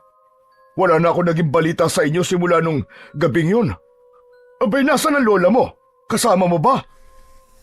Mang Elias, wala na po si Lola. Ano? Wala na? Abay, bakit? Mahabang istorya po, Mang Elias eh. Pasensya na po kung hindi ko po masasabi sa inyo ang dahilan. Ganun ba? Eh, ayos lang. May teka. Saan ka ba nang galing? Nakita kitang bumaba sa jeep. Saan ka ba tumutuloy ngayon?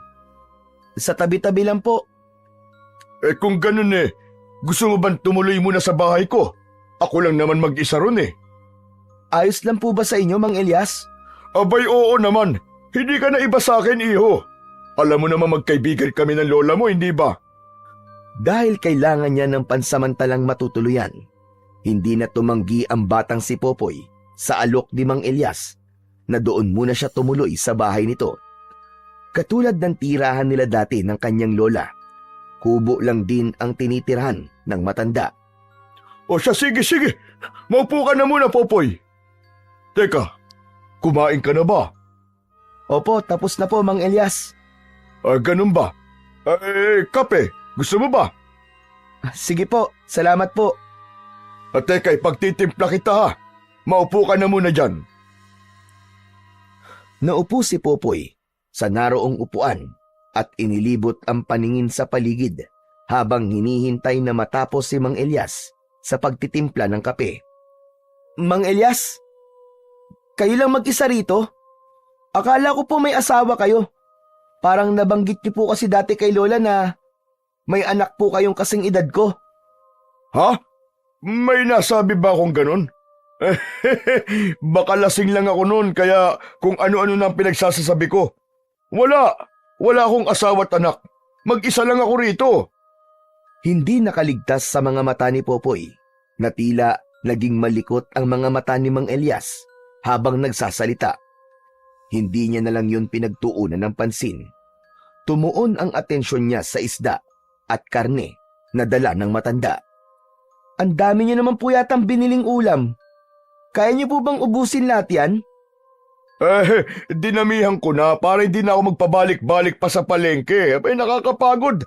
Ang layo-layo, di mo ba nakita? Hindi bale. Nandito ka naman na. May kasama na akong uubos ng mga ito. O paano, maiwan muna kita rito ha. Magluluto lamang ako ng hapunan natin. Pagkasabi nun ay tumalikod na ito at nagtungo sa kusina. Habang abala si Mang Elias sa ginagawa, ay nakamasid lang siya rito. Pagkatapos nitong magluto, nakita niyang naglagay ito ng kanin at ulam sa isang plastik na baunan. Oh, luto na! Kumain na tayo para makapagpahinga ka. Alam ko na pagod ka. Naghain ng pagkain si Mang Elias sa hapagkainan at sabay nilang pinagsaluhan yon. Nang matapos ay nagboluntaryo siyang maghugas ng kanilang pinagkainan. Mauna na ako matulog sa'yo, Popoy ah. Maaga pa kasi akong pupunta bukas sa bahay ni Mayor. Sige lang po, Mang Elias. Salamat po uli. Pagkatapos maghugas, ay nahiga sa upuang kawayan si Popoy at pumikit. Pagsapit ng hating gabi, naramdaman niya na bumangon si Mang Elias at lumabas ng kubo. Nang matiyak niyang ilang metro na ang layo nito, ay saka lang siya dumilat at bumangon. Sumilip siya sa bintana at nakita niya itong tumatakbo papasok sa kasukalan, bit-bit ang pagkain na nakalagay sa baunan. Sinunod niya ang udyok ng kanyang isipan. Lumabas siya at sumunod. Nang makita niyang pumasok si Mang Elias sa loob ng isang kuweba, ay hindi niya na ito sinundan pa. Sa halip, hinintay niya itong makalabas bago siya pumasok sa loob. Bagamat tahimik sa loob, ramdam ni Popoy na merong kakaiba sa paligid. Nagpatuloy siya sa paglalakad hanggang sa makarating siya sa pinakadulo kung saan may nakita siyang 4 na estatwa ng tigre na nasa 4 na sulok ng kuweba. Tumuon ang atensyon niya sa kulungan na nasa gitna. Sa loob nun ay merong 2 babae na nakakulong, isang may edad na at isang bata na sa hula niya ay kasing edad niya. Sa kabila ng sinabi sa kanya na huwag siyang lumapit, ay humakbang pa rin siya palapit. Nang hawakan niya ang kulungan, ay biglang humarap sa kanya ang isa sa 4 na estatwa at nagulat pa siya nang maglabas yun ng pana mula sa bibig. Dahil hindi niya yun inaasahan, natamaan siya sa kanang braso. Itinaboy siya ng isang babae at sinabing pare-pareho silang mamamatay sa oras na tangkain niya silang ilabas sa kulungan. Hindi niya pinansin ang sinabi nitong yun. Sa halip ay hinawakan niya ang kandadong bakal at sinimulang kalagin. Dahil sa ginawa niyang yun, sabay-sabay na humarap sa direksyon nila ang 3 pang estatwa at sunod-sunod na naglabas ng pana. Inilabas ni Popoy ang kidlat niyang sibat at sinangga ang mga yun. Sige na! Tumakas na kayo! Sigaw niya sa mag-ina habang abala siya sa pagsangga sa mga pana upang walang matamaan sa kanila. Lumabas ang 2 sa kulungan at magkahawak kamay na tumakbo. Nang matiyak naman ni Popoy na nakalabas na ang 2, bigla niyang ibinaon sa lupa ang dulo ng kanyang sibat at naglabas yun ng malakas na puwersa na yumanig sa buong paligid. Bumagsak ang mga estatwa at kasabay nun ay nagsimulang gumuho ang lugar. Simbilis ng kidlat niyang nilisan ang loob ng kuweba bago pa yun tuluyang gumuho. Sa labas ng kuweba, naroon at naghihintay sa kanya ang 2 babae. Manang, pamilya po ba kayo ni Mang Elias? Ligtas na po kayo! Nilapitan niya ang 2 at sabay-sabay silang naglakad palabas ng kakahuyan. Pagdating nila sa bahay ni Mang Elias, bakas sa mukha ng matanda ang pagkagulat nang makita kung sino ang mga kasama niya. Nang makabawi sa pagkakabigla, ay nilapitan nito ang mag-ina at niyakap. Nagdesisyon si Popoy na magpahangin sa labas at iniwan ng 3. Makalipas ang ilang minuto, ay nilapitan siya ni Mang Elias. Popoy, maraming salamat sa pagliligtas mo sa mag-ina ko. Kung alam mo lang kung gaano ako kasaya ngayon. Sila ang buhay ko, Popoy. Matagal ko na silang gustong ialis sa impyerno na yon. Pero wala akong magawa. Garalgal ang boses ni Mang Elias habang nagsasalita. Pero Mang Elias, ano pong ginagawa nila ron? Sino po nagkulong sa kanila? Bago ko sagutin ang tanong mo, may aaminin muna ako sa'yo. Malaki ang kasalanan ko sa'yo at sa lola mo. Natigilan si Popoy sa kanyang narinig. Ano? Ano pong ibig niyo sabihin? Natatandaan mo ba yung pampataba ng pananim na binigay ko sa inyo? Alam kong may halo yung itim na salamangka. Pero maniwala ka, Popoy. Hindi ko talaga gusto ibigay sa inyo yun. Hindi ko gusto mapahamak kayo ng lola mo. Pero wala ako mapagpipilian dahil dinukot nila mag-ina ko ng araw na yon para gawin ko ang gusto nila. Kumunot ang noo ni Popoy sa sinabing yon ni Mang Elias. Ano po? Itim na salamangka? Hindi po ba sabi niyo galing yung kay Mayor? Ibig sabihin, tama nga si Lola Ising. Planado niya ang lahat sa umpisa pa lamang. Hindi si Mayor ang tinutukoy ko. Katulad ko, sunod-sunuran lang din siya kay Dante. Si Kapitan Dante ang totoong masama. Siya ang may gusto na angkinin ang lupa niyo. Ha? Si Kapitan Dante? Paano nangyari yun? Hindi siya totoong mabuting tao gaya ng iniisip niyo. Gaya ng iniisip niya ng lahat. Popoy, isa siyang walang awang halimaw. Isang aswang na merong itim na kapangyarihan. Hayop siya. Kung ganun, totoo pala ang hinala ni Lolo Pedring na sinadya ni Kapitan na dalhin kami sa probinsya nila para ipakain sa aswang ng mga magulang niya. Si Mang Elias naman ang natigilan sa sinabi niya. Ano? Probinsya? Saan probinsya? Umalis kayo rito? Opo. Lumapit po ako sa kanya noon kay Kapitan para humingi po ng tulong. Matapos po naming mawala ng tirahan. Dinala niya po kami sa isang probinsya, sa bahay po ng mga magulang niya. Pero kinagabihan din nun, inatake kami ng aswang. Nakaligtas po ako. Pero si Lola, Napakasama niya talagang tao. Wala talaga siyang puso. Hindi pa siya nakontento na nagtagumpay na siya mapaalis kayo. Talagang ipinain pa kayo sa mga aswang. Hayop siya. ang buong akala ko po talaga si Mayor po may gustong paalisin kami. Kaya kay Kapitan po ako lumapit para humingi po ng tulong. Sa ginawa ko pong yun, ako na rin pala ang naglagay sa buhay namin sa panganib. Pero Popoy, paano mo nagawang makaligtas? May tumulong ba sa'yo? Tumakas po ako para sana humingi ng tulong. Pero hindi na po ako nakabalik dahil nahulog po ako sa bangin. At tinamaan po ako ng kidlat. Nakita po ako doon ng matanda na ang pangalan po ay Lolo Pidring. Tapos, dinala niya po ako sa kanila.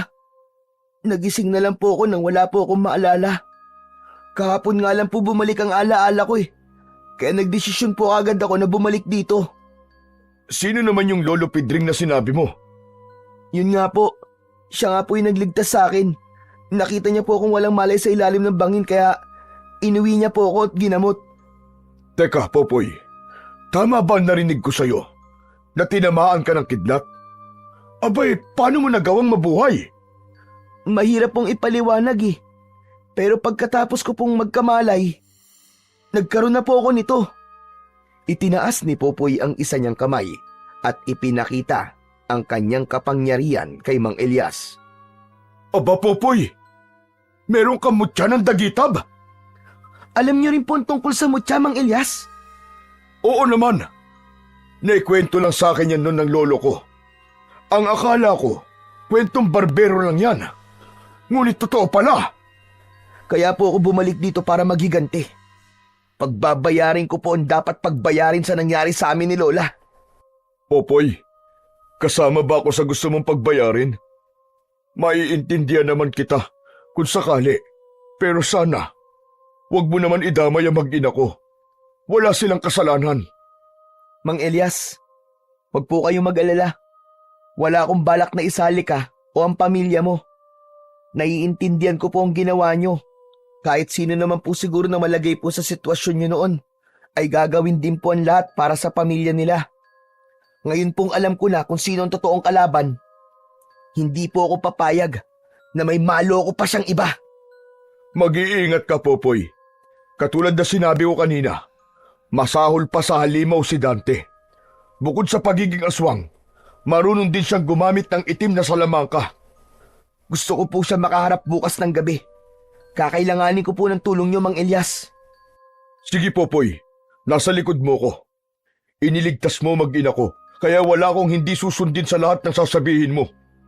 Ngayon pa lang po nagpapasalamat na po ako sa inyo. Ganito po. Dalhin niyo po siya sa may kakahuyan bukas. Ikaw na po ang bahalang gumawa ng rason kung paano mo siya madadala ron.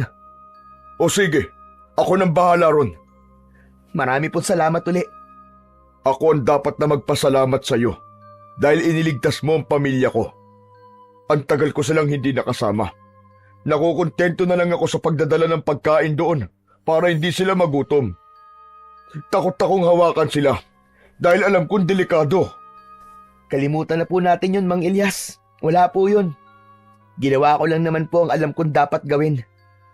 Nagtagal pa ng ilang minuto ang pag-uusap nila ni Mang Elias bago nila napagpasyang pumasok na sa loob.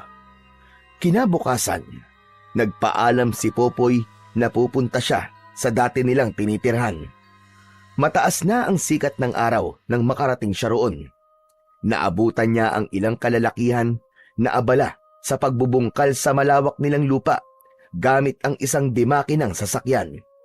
Bumalik sa isip niya ang masasayang alaala nila ng kanyang lola at dahil doon, nabuhay ang galit sa dibdib niya.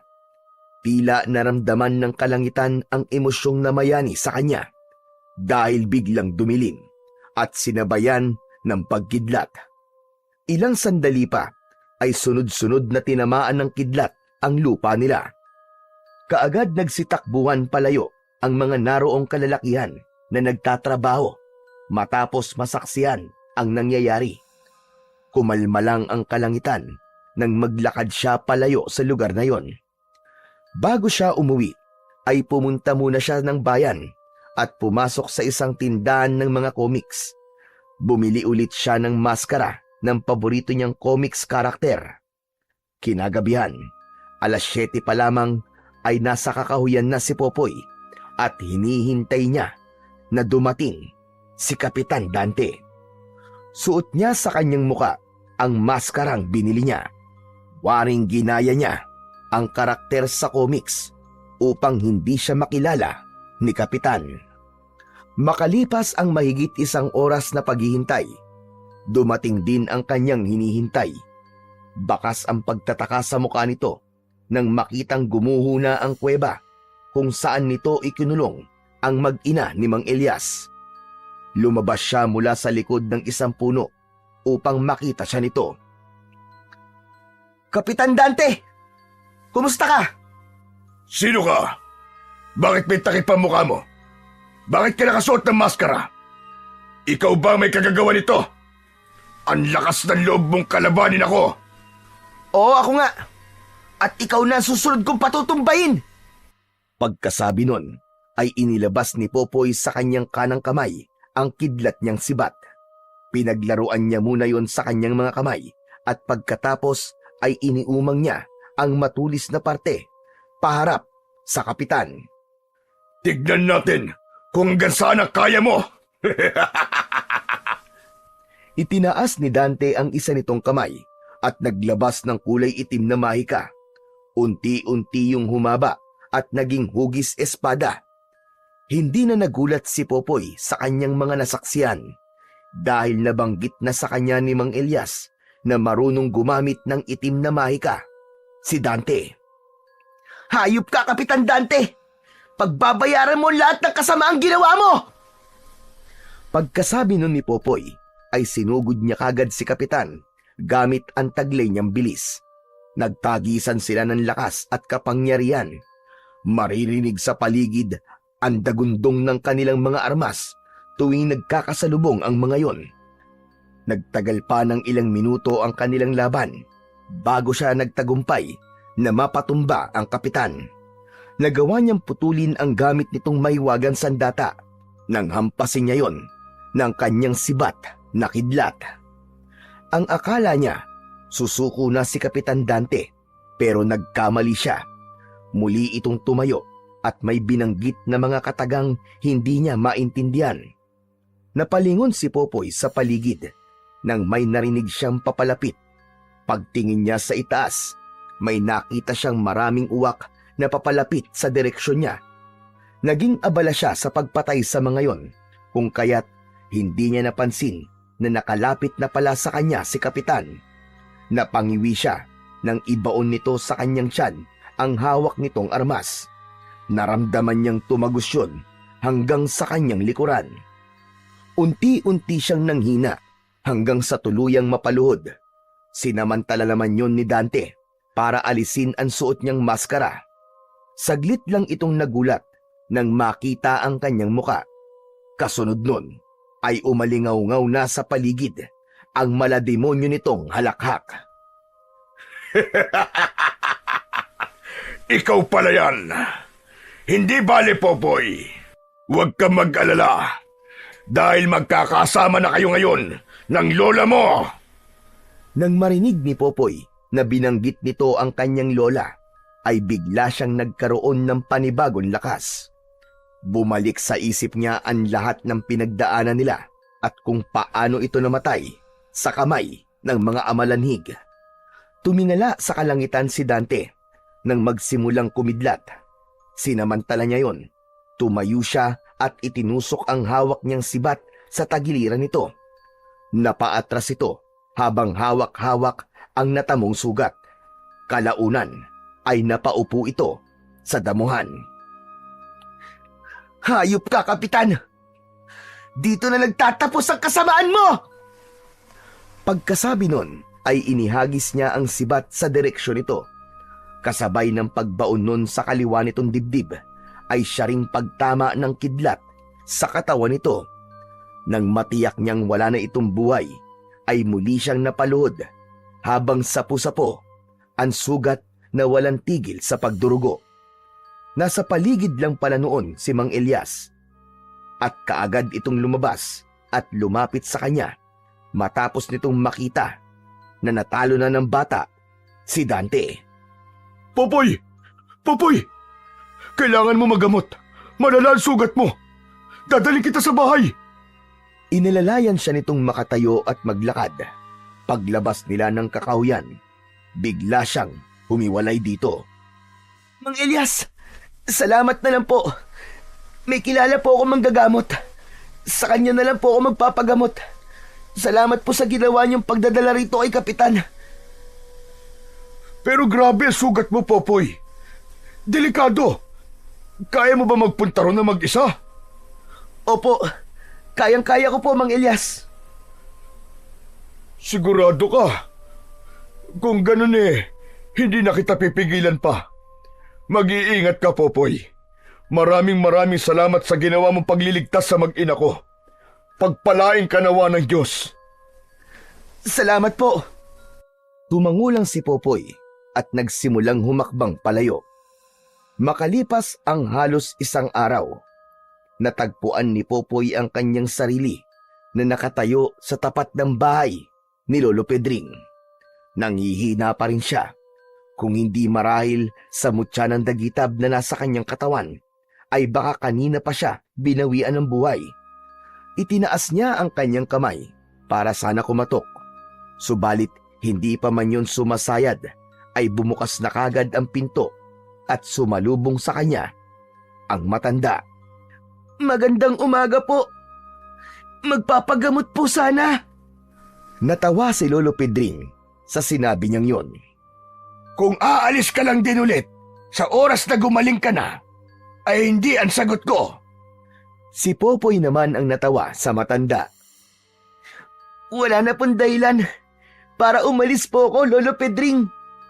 Pagkasabi nun, ay nilapitan niya si Lolo Pedring at yumakap siya sa bewang nito. Alam ni Popoy na hindi siya nagkamali ng desisyon na bumalik.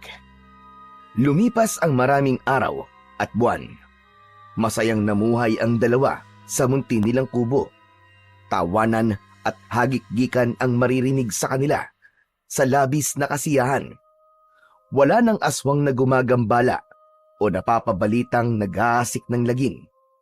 Si Popoy ay nagtanim ng iba't ibang gulay katulad ng ginagawa niya dati para ibenta at makatulong sa kanyang Lolo Pedring na bago niyang pamilya ngayon at itinuturing na bagong pag-asa para sa bagong yugto ng kanyang buhay.